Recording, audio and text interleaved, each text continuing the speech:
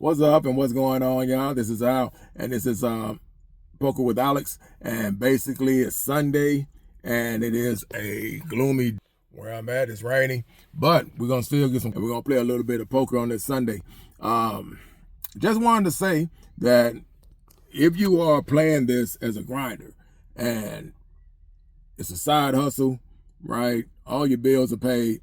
You don't have a gambling problem. You understand what comes with this, and you make sure all your responsibilities are taken care of first. Then playing poker is not a bad thing to be doing, right? Because you're not playing for the money to take care of expenses like mortgage, rent, truck notes, unless you're a high roller.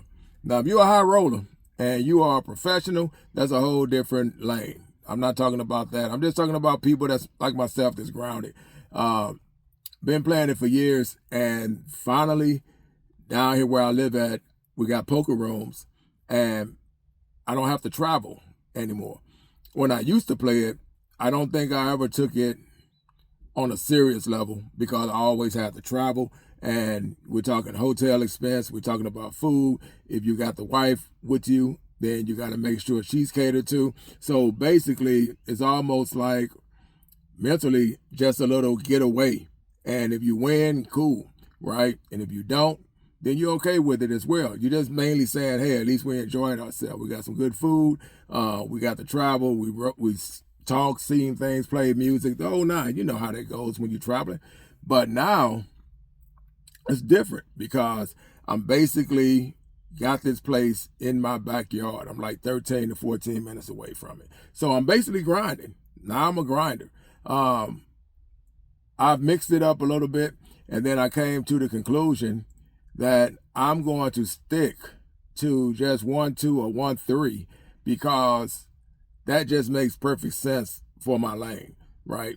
Play PLO, and everybody knows how PLO is. In my opinion, you got to have backup in order to handle PLO because that game in 20, even before 20 minutes, you could be looking at a rebuy already, right? PLO is what it is. PLO is so many variables, there's so many outs, there's so many ways that hands can go south, right? You start off strong, and all of a sudden, opponent catches up with you. You done got the money in. You can't buy the person off, right? A lot of PLO players don't believe in folding, and a lot of them come to the tables guns a blazing, right? So they come in with deep pockets, and it's nothing for them to reach back into their pocket and grab out another wad and get it in. At least in my opinion, I witnessed it, I see it.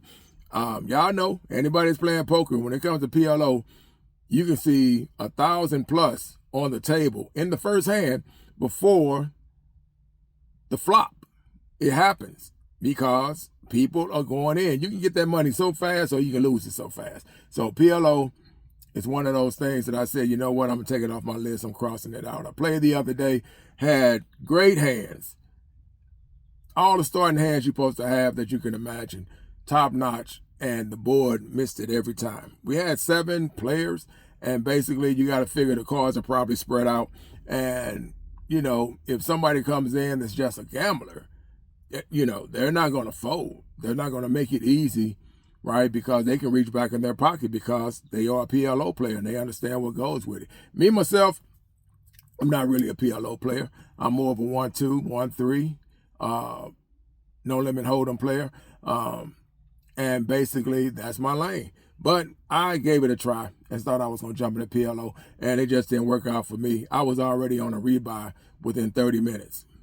And if I'm playing Hold'em, I may not see a rebuy none that day if I have a good day, right? Because that can happen too. In Nolimit, it can happen. You can lose everything just as fast. But for the most part, you can control it a little better, believe it or not, when it comes to comparing Nolimit Hold'em to PLO. So basically, I'm grinding, and it's almost on the same level. I used to do deliveries, man. I'm a retiree, and as a side hustle, I've had plenty. And I used to do deliveries, though. So I did deliveries from 21 to 25. And in 21, I was making a killing. You couldn't make anybody see it that didn't do it and believe the money that was coming in for delivery drivers in 2021. So basically anything dealing with Uber Eats, DoorDash, we got a local app down here called Favor in Texas, and basically it was a gold mine for delivering service. Making, man, I'm talking about $100 within an hour. That is how good it used to be in some of the places I ran. So as the years progressed, I found myself not enjoying it anymore, mainly because the money went away. It wasn't all that much money coming in, and you were losing more maintenance-wise because you're responsible for everything when it comes to this. So you're responsible for everything. Anybody knows about deliveries, you know that you can join these apps, but basically you have to front all of your liabilities to be able to stay into it. You get what I'm saying? So basically it was a lose situation as the years progressed. The companies were doing great, but as far as the drivers go, not so much. So instead of me trying to get $50 to $200 a day doing deliveries, I say, okay, cut the middleman out. This building exists. You're good at playing poker. You used to travel to go play, but now I can actually play this game and, you know, actually apply my craft. And I try to get anywhere between 1 to 2, and I try to stick to that goal. It was kind of difficult because I was getting myself put in situations where I found myself enjoying it, enjoying the company, talking, enjoying what I had around me, watching games and things like that. And I lost my focus on what I was supposed to be doing, right? So if I'm going up, which is not 100% all the time, but it's a high level, because if you know what you're doing, you know what hands to play. And a lot of times those hands can win for you. You can get beat, but a lot of times if you play them right, you will come out as a winner. So the way I see it is, you got 31 days in a month. And like I said, man, I do this on the same level as I did deliveries. I was up every day. From 2021 to 2025, I'm telling you, I swear to God, I was up. I hardly took days off. Because that is how wrapped up in the delivery game I used to be. And now I moved it over to poker, and I'm on that same lane. Like the day is raining, right? That would make a normal or average person stay home. Right? It's raining. They don't want to drive in the rain. They don't feel like messing with this. They'd rather just stay at the house. But because of what my goal is, right, I'm trying to make 1, 2 plus a day, right? At least 150, and I'm out of there, right? Now, if it happens fast, great, because now I really know I got what I needed, and I could just get out of here and then go enjoy the rest of my day back at the house.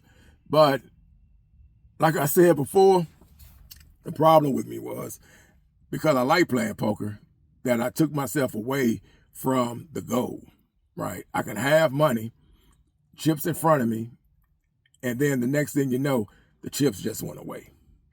And then you got to ask yourself, what did I just do? Why did you do that? You said what you were going to do. Why didn't you stick to the program? So now I've been fighting that, and I've been doing pretty good with it. Sometimes I like when it takes longer to get it, because at least that makes my stay worthwhile. But yesterday, I got it within pretty much an hour and a half. I was already up close to 300 on top of the 300 that I bought in for. And I just told myself and told the table, clock me out. And I left, and I was done, because that is the goal. That is what you want. You do not want to stick around and sit there and win and then lose it and then say, okay, well, I had fun. Well, that's what I said when I used to go out of town, when we travel. But here, I look at it as a challenge to be able to say every day, how long can I run and be able to say where I'm at in 30 days, right? Where will I be sitting at in 30 days? I should be on top. I should be on top, because I'm not losing any money as far as gas. It takes me days before I have to put gas in a car. I got plenty of food at the house, right? So I don't need no restaurants. I got my house to sleep in, so I don't need a hotel. So I'm able to save money, right? Just by coming up here and getting it in. It's in my backyard. This is something that I love doing, and for the most part, it's paying off. So basically, I took a hit a while back, and then I hit the reset button, and the only reason I took that hit, I can honestly say I caused it, because I found myself staying at the table, and the money that I was winning, instead of getting out of there, I wound up giving it back because I kept playing. I kept trying to push the envelope, and it would come back, and somebody would catch you with a hand. Any hand can beat you. Any hand can beat you if it's at the right time at the right place. And if you get that money in there, the next thing you know, you're done, right? It's that person beat you. So I was shooting myself in the foot. So basically, I told myself after about a week and a half ago that, okay, you're going to have to stop. You're really going to have to get away from the table and walk away from it. Once it's done and you get what you're looking for, that quota's met, 200, 300, once that quota's met, get yourself up out of there. Leave. There's always tomorrow. So trust me on that. If you have poker in your backyard where you have poker rooms, casinos, and you saying, hey, I want to make $100, $200, $300 a day, it's easy to do as long as you know what you're doing. But the problem is, and the toughest part is getting up and walking. That's the problem. A lot of people don't get up and walk. So that's what you have to practice. So practice getting up and walking away from the table, and you should be fine. With that said, I'm out. Y'all be cool. Peace.